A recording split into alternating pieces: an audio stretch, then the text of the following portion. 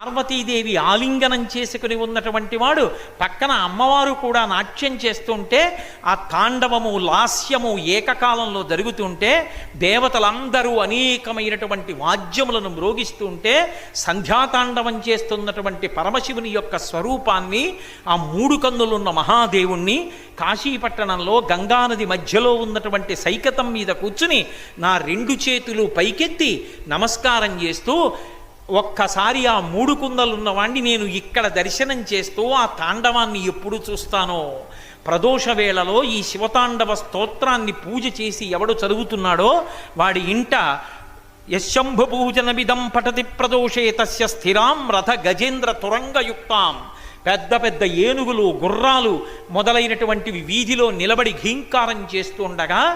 అపారమైనటువంటి ఐశ్వర్యంతో తొలతూగేటటువంటి వాడవుతాడు ఈ తాండవ స్తోత్రం.